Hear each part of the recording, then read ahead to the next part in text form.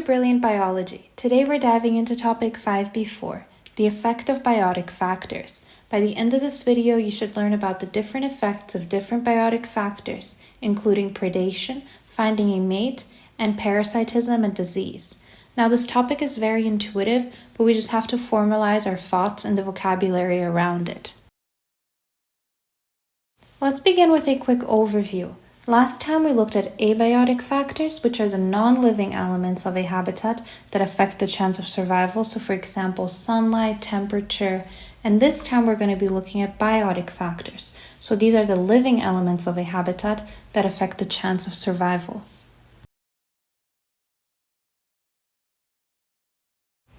We will start by looking at predation. Now, the relationship between predator and prey can actually predict how populations oscillate. And oscillate just basically means moving between two extremes in a cycle.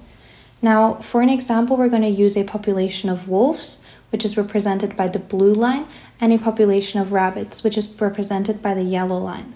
As you can see in the beginning, the rabbit population is increasing. And this means there's so much food for the wolves to eat. And so now their population is increasing as well. But now we have so many wolves and they're eating all the rabbits, so the rabbit population will dramatically fall, as you can see on the graph. But now there's no more food for the wolves to eat, and so they're starving and their population goes down as well. But now there's so little wolves hunting the rabbits that the rabbit population goes up again, as you can see. And this cycle basically just goes on and on.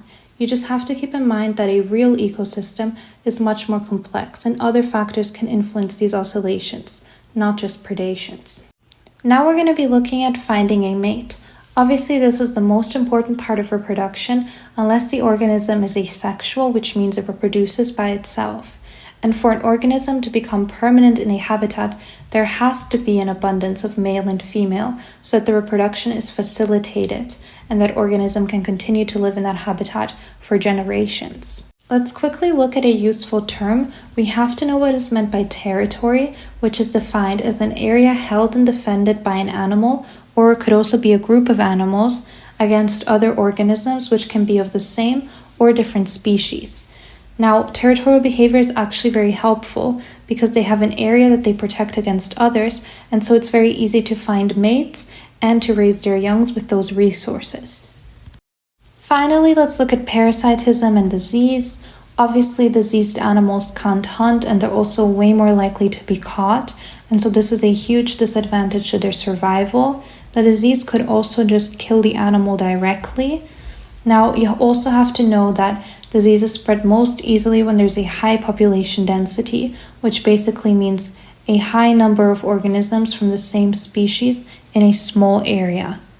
And that is the end of this video. Thank you so much for watching. I've made a link in the description box with flashcards which you can use to practice this topic, and they're completely free. If you have any questions, just leave them in the comments. And if you enjoyed this or found it helpful, please like and subscribe. Thank you so much.